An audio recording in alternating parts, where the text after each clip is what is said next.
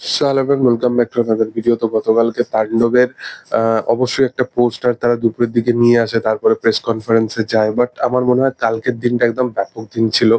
আহ, যেদিনকে তারা ট্রেলারটাকে কিন্তু নিয়ে আসতে পারতো আরামসে। বাট ফাইনালি মনে হয় যে রিলিজের যেহেতু আগামীকাল মুক্তি পাচ্ছে, তো আগামীকাল ট্রেলার আনার কোনো মানে হয় না। আমার মনে হয় যে আজকেই ফাইনালি তাণ্ডবের ট্রেলার আসতে চলেছে খুব তাড়াতাড়ি। দেখার যে সেটা কখন আসে, আমি প্রচন্ডভাবে এক্সাইটেড আছি ট্রেলারটাকে অবশ্যই নিয়ে। বাট এই সিনেমাটা মূলত আহ গতকালকে যে পোস্টারটা আনে সেটাও কিন্তু দুর্দান্ত, একটা গ্রে শেডের মধ্যে, এবং প্রত্যেকটা ক্যারেক্টারকে আমরা দেখতে পাচ্ছি।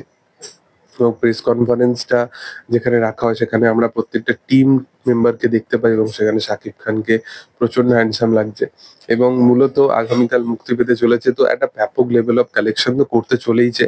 এবং আজকে শুধুমাত্র ট্রেলারটাই হয়তো আসবে, আর তো বেশি বাকি নেই। এবং রোমান্টিক ট্র্যাক গুলো এখনো পর্যন্ত কিছুই সেরকম ভাবে নিয়ে আসা হয় না। তো আমার মনে হয় যে গল্পের এমন একটা হয়তো মুভমেন্ট আছে, বা গল্পের এমন একটা মোড়ের মধ্যে হয়তো স্টোরি গুলো এমন ভাবে সাজানো আছে, বা হয়তো খুবই ইম্পর্টেন্ট পোর্শন গুলোতে হয়তো গানগুলো শুট করা হয়েছে। তো সেই কারণবশত হয়তো তারা সেই লেভেল অফ ভাবনা চিন্তা করেছে যাতে কোনো স্পয়েল না হয়ে যায়। তো সেই জন্যই হয়তো তারা সেই জিনিসটাকে মেনটেন করে রেখেছে। আফটার রিলিজের হয়তো কিছুদিন পরে হয়তো তারা গান বা এই সমস্ত গুলোকে হয়তো মানুষের কাছে নিয়ে আসবে, এটা হয়তো হতে পারে। বাট লিরিক্যালি হয়তো ইউজ করা যেতেই পারতো। বাট রায়ান রফি কাছে বেশি সময়ও ছিল না, সে একটার পর একটা ড্রপ করবে। বাট সেটা সে আরো বেটার ভাবে করতে পারতো, এটা তো আমরা জানি। বাট একটা গান হিসেবে, প্রমোশনাল গান হিসেবে যেটাতে ড্রপ করেছে সেটাও ওয়ার্ক করেছে, অডিয়েন্সের জন্য ওয়ার্ক করেছে। বাট অনেক অডিয়েন্স তো সেইটাকে একদম লাগে উড়াধুরা বা দুষ্টু কোকিল এক্সপেকটেশন রাখছিল।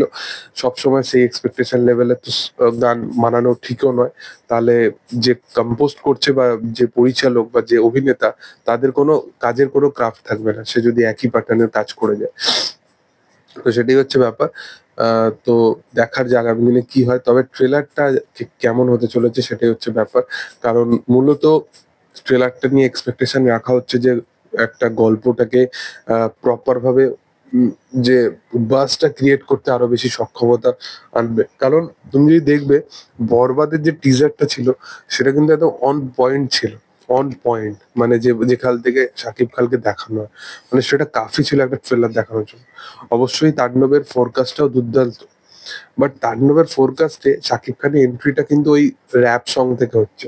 তারপর থেকে কিন্তু শাকিব খানের ক্যারেক্টারটা অ্যাকচুয়ালি কি, তার পারপাস কি, সেগুলো কিন্তু আমরা বুঝতে পারছি না।